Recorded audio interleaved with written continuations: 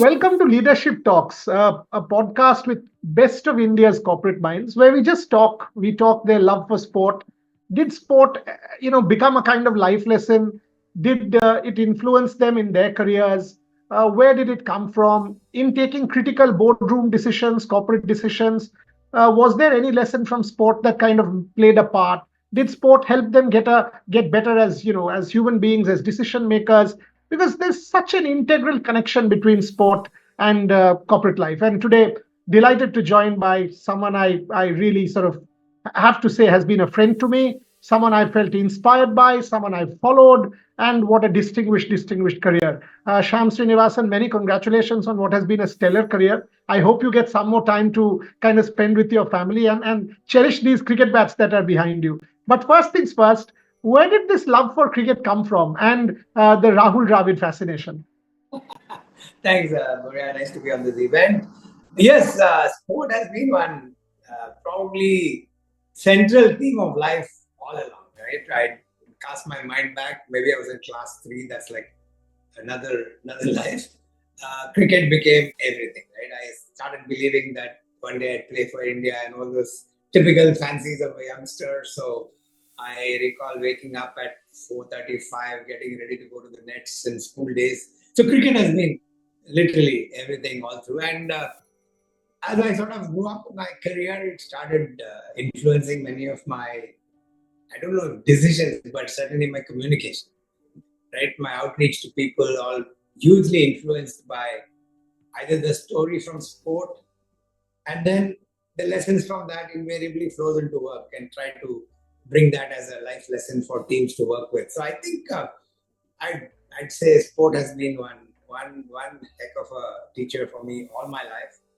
And needless to add, cricket has been the almost everything, as you can see from the even the Ganesha is playing cricket, if you notice, right? So Yeah, and beautiful Ganesha and some of the bats. But when you said, you've kind of used some of these lessons in corporate life, can you be more specific? Because in my case, obviously, because sport is central to the kind of work I do. But in your case, banking, a distinguished corporate career. Can you be a little more specific? I mean, a couple of stories which will help illustrate the point, because that's the whole purpose to understand Sham Srinivasan. Look, so far, all we know is the surface, the boardroom man, great federal bank career, transforming the bank and all that. But this is different. I want to understand the man, how you kind of use, what did you do in tough situations?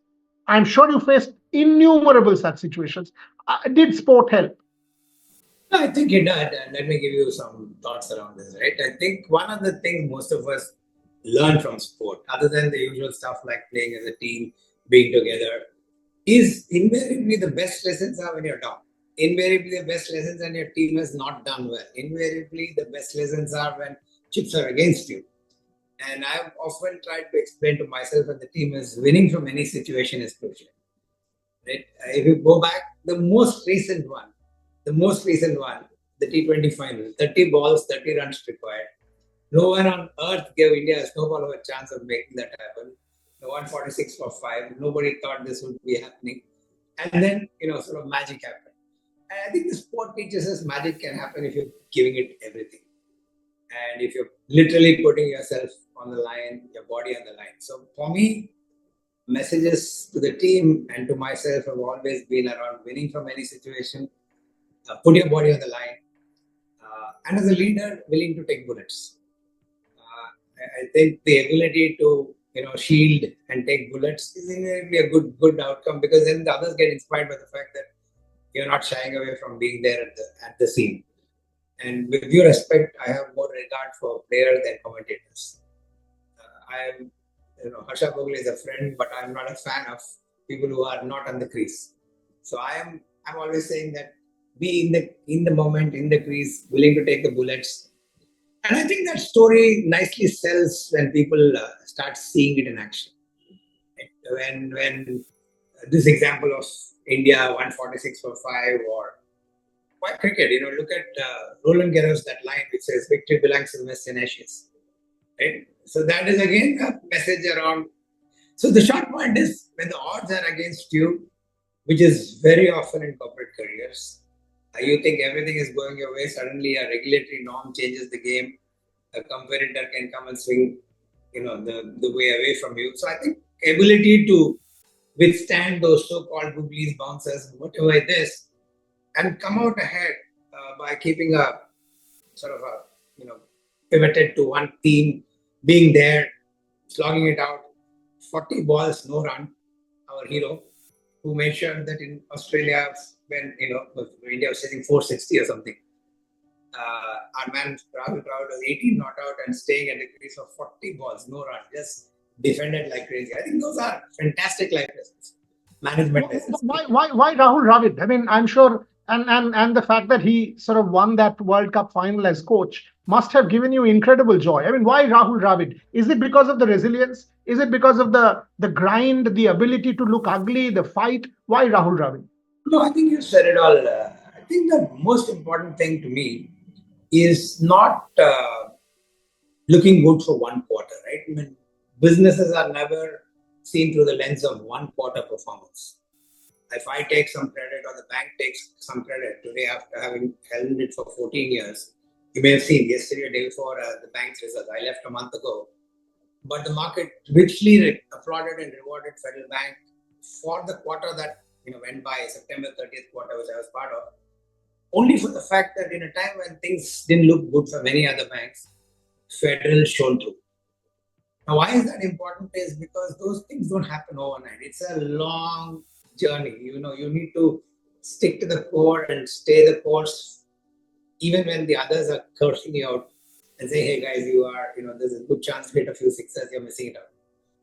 So Dravid to me has always been that brilliant example of staying the course, right? Keeping head down, grinding it out. Sometimes it's not sexy. Sometimes it's less glamorous. But sport, business are never for short term, right? These are played for long term. Are you playing with somebody else's money? I'm not playing with my money, right? It's the public money. So the ability to grind it out, win admiration, these things take time. And so one of the reasons I sort of adore the guy is he stood the course. Not that he was the best and the most elegant, but certainly he was the most resilient. One other commonality that I see between sport and business is the ability to evolve. I mean, whether I see anyone, whether I see, say, Rahul Dravid itself or VVS, I mean, batting at the top and then deciding to go back to the middle order, number 3, and then finding his own niche. You've got a VVS bat as well. Rahul Dravid, given a number 6 spot against Australia, scores a 180, perhaps the best ever number 3 batter for India. And then his ability to adapt, coming to coach India, not the greatest start, losing a couple of World Cups, but then controlling a dressing room with huge egos, the ability to adapt and evolve, doing what he did at the NCA. And I see that with huge business leaders. I mean, Federal Bank under you became, so when I grew up, Federal Bank was not one of those institutions that one would directly sort of go to when I think of a bank in India. There were other names, but it has become. Can you tell me about how you kind of adapted to challenges, how you evolved as a leader yourself, dealing with, I'm sure it's been a tumultuous career, a career with ups and downs, and more, I want to understand the difficulties, please. For sure. I think one of the early things we chose, Boria, was a line which is sometimes very ambiguous. We called out and said we want to be the most admired bank. Now that is a very, in some sense, a very vague line, because how do you define admiration, right? It's first of all, it's earned, it's never bought. So you have to, and the second is, as fast as you earn it, you could lose it. So it means that every day the taxi ride meter resets to 0 and the team wakes up to say, I got to earn it again. We have 1,500 branches, 15,000 employees, one wrong act by one person in one remote corner of the country can set in a social media driven world, can set the bank back to your reset to 0 or even negative. So that obsession to pursue and be at it and just go at it consistently is one of the things that you pick up from sport. You cannot do it in one go or one person.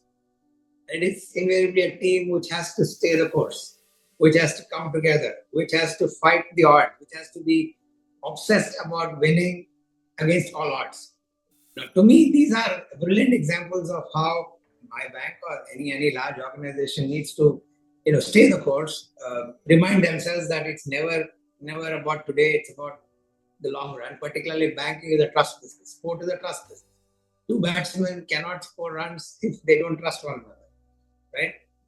The famous partnership we just talked about, Rahul Dravid 180 and Lakshman's 281, could not have happened. Particularly from the situation they were in, how they came together, and how they obviously they trusted one another like crazy, and had that belief that the other guy would back him. So I think those are the things, Boria. That's a beautiful one. I mean, just to sort of push that point a bit, and it's also about the leader. I mean, take Rohit Sharma, the way he played in the World T20, that 90 or 40, defined it. It's also about the leader. If the leader sort of scores runs, the captain scores runs, it rubs off on the team, it rubs off on his leadership style, it rubs off on everyone. I mean, it gives a kind of confidence. So when you were leading the bank, it is also about you. At the same time, you know, take the Tendulkar era. I mean, not everybody is the Tendulkar that will perform at that level. So there will be issues. I mean, not everybody is of the same caliber, of the same standard. So how does a leader kind of do both, perform, and at the same time adjust his expectations from his teammates, that maybe not everybody will bat like a Tendulkar. In your case, a far bigger organization, hundreds and thousands of employees. Not everybody will have the same caliber, deliver at the same level, but you've got to get the best out. At the same time, be a role model and an example with your own work. How did you balance both? Wouldn't speak for myself, but a generic answer in that is that uh, goes back to the thing about being admired. Right? If I keep preaching being most admired, but my own practices are far from being admired, then that line has little or no meaning. In fact, it invokes more criticism than faith. So, at minimal, any leader, when they choose this path, has to be almost exemplar in their conduct, which is a trust business. Banking is a trust business. If I choose to be rather wayward, I wonder if your team members would sign up to it. So, I think the first thing is going back to a simple line of leading by example or leading by your demonstration, the demonstration effect. But I think the greater one is rallying the troops, not episodically, but consistently, and keeping that theme, that sort of drum roll going on endlessly. I think you may be aware, right? For about the last 8 years of my work life in the bank, without fail, on 800 occasions or thereabout, 365 occasions, 365 Sundays, without fail. Every Sunday I communicated to the bank. Every employee read a post from me, which is book. Matlab, it's compiled as a book. All my posts came together as a book. So it's simply put, that's the theme of the book. And if you flip on anything, it has some title which is Ekla Chalo Re. I just open something, it says Ekla Chalo Re. Right? So it's a every Sunday I pick something which smash. That's the next one. PUBG, or you could pick anything, Baichara or whatever. So these are some themes that you pick up and tell a story through that, and try to keep the team believing in that yes, there is some cohesion around how we all need to go after. I may be less endowed, but I can be as inspired. So I think it's about individuals who are not necessarily endowed, but inspired and bring their best version. Their best version may not be Sachin Tendulkar, but doesn't matter, right?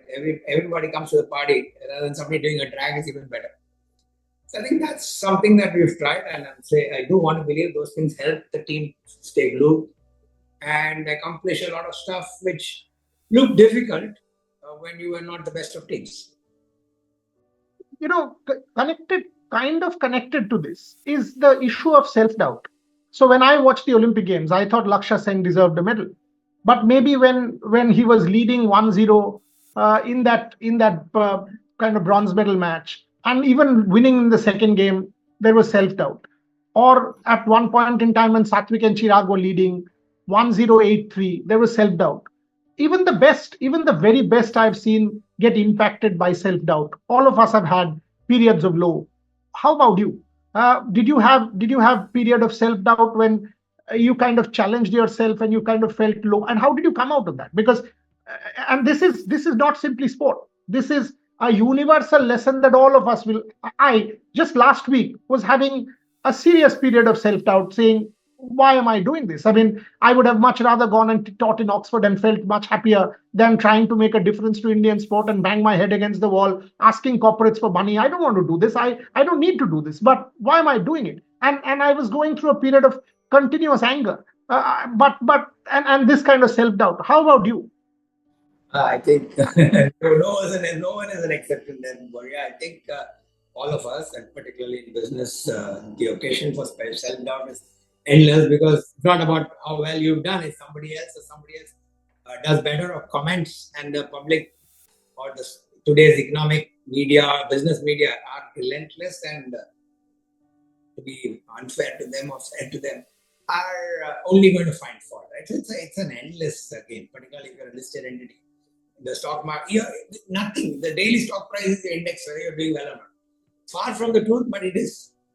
The stock price goes up, people think you're a hero. If it doesn't, they think you're called out as a failure. And most leaders will face, if you're working for 10 years, 5 years, you would have had bad times. Nobody gets it straight. Right? So I think the occasion there, at least my resolve to myself is somehow tell yourself, boss, wake up and give your best. Very difficult, but wake up and give your best. And that one line in a 1984 movie called Flashdance, which is my all-time favorite line, called "Take your passion and make it happen." Right? That cannot be given up. You have to be at it like a maniac. You have to believe in the bigger purpose. And particularly when you're leading teams, you have to psych yourself. That is important because if you show any vulnerability or inability, then the system cracks. So I would think the ability to auto-psych yourself every morning, whatever the odds, stay the course. And that to me has been one constant lesson, and that is invariably from sport. Because if you look around people like Federer, Tendulkar, Dravid, who played 16, 18, 20, 22 years, you heard Federer in his famous speech most recently. He said the number of times he won the points, the number of times he played.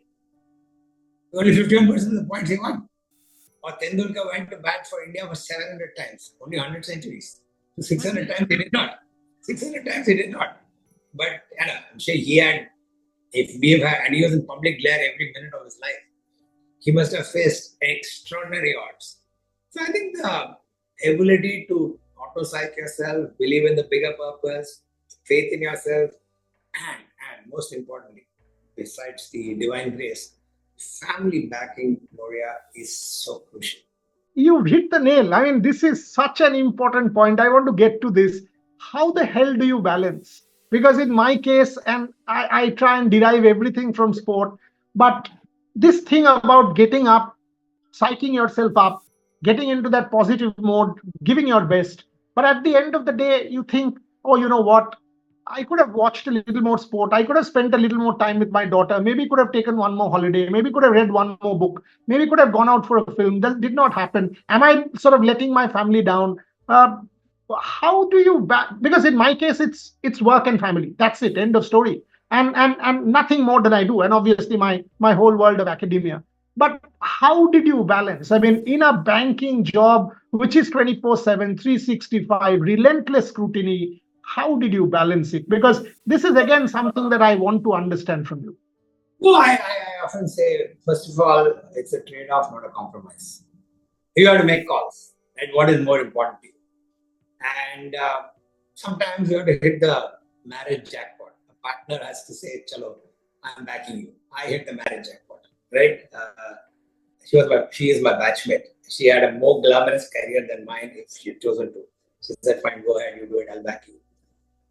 For a guy who never worked in this part of India, worked in Mumbai, overseas, to relocate to a fairly small town many years ago was never an easy one. But if the family says, "Let's go for it," because the job was exciting, that's a big, big, big plus. So I've lucked out that way. But I think the core theme is I have many may dislike me, particularly if this is being viewed or heard by others. I have no faith in this work-life balance nonsense. I'm sorry to say that. It's not like I don't have a work or a life. I think everything is important, but you'll find a way to integrate it rather than saying, I've always argued that if you have a 9 to 5 job and a 5 to 9 life, assuming that they are independent, try being happy in your life if your work sucks, or try being happy at work if your life sucks.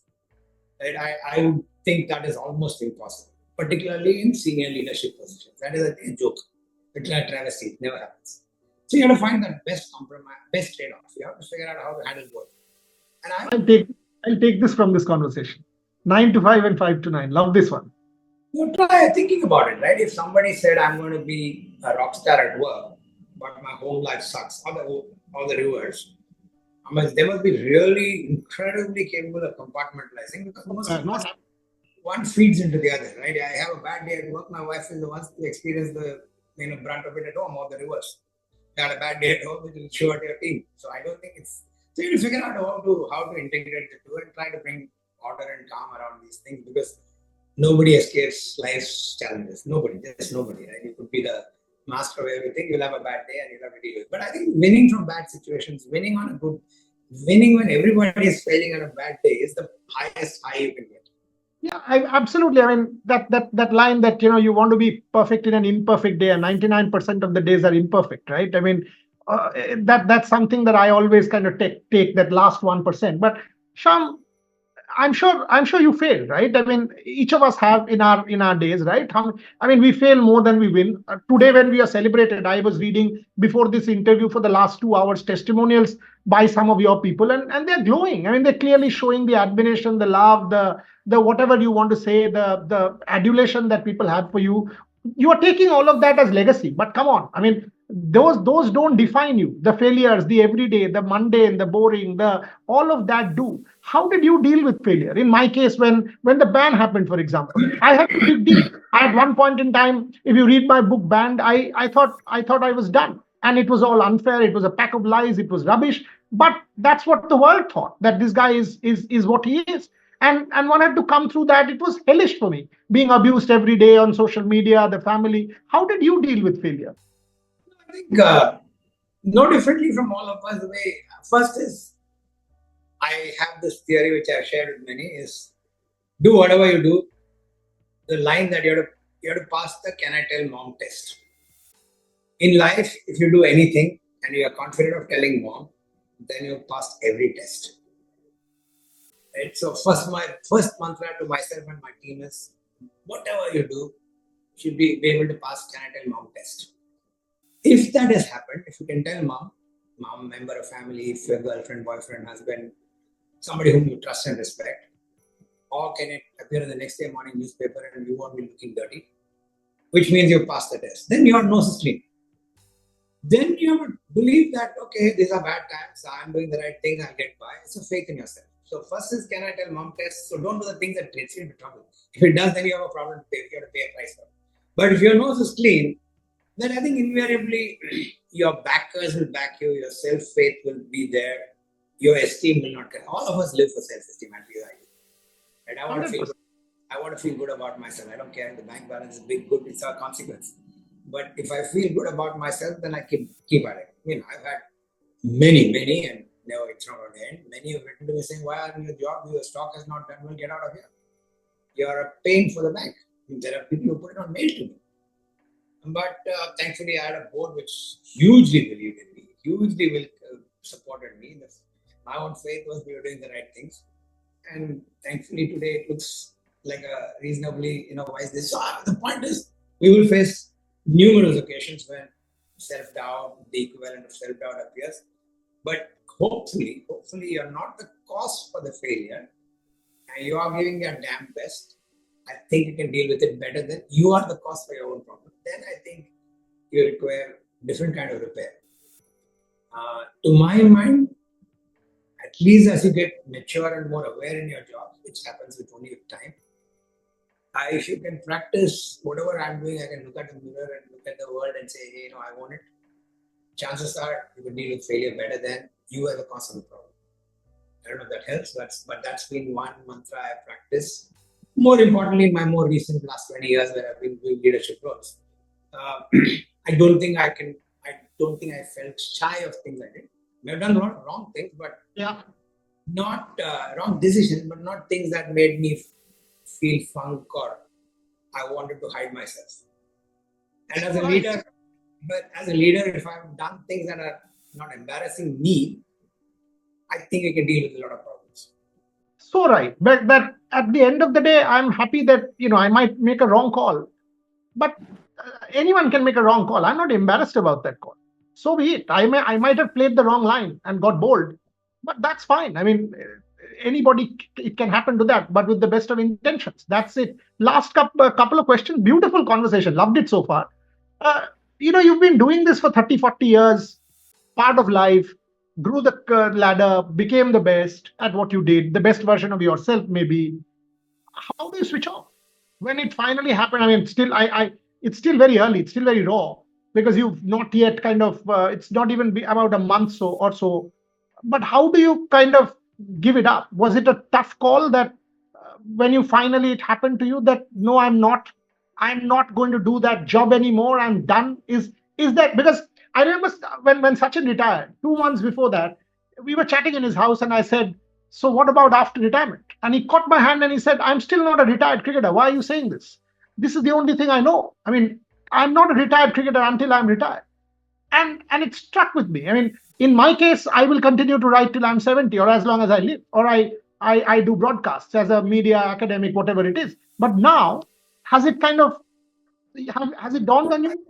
It is certainly not, I'm not waking up every morning wearing my suit and going to work. So it is something that it sometimes jars, particularly when I read posts and tributes and messages saying former MD. It sort of, it doesn't ring well.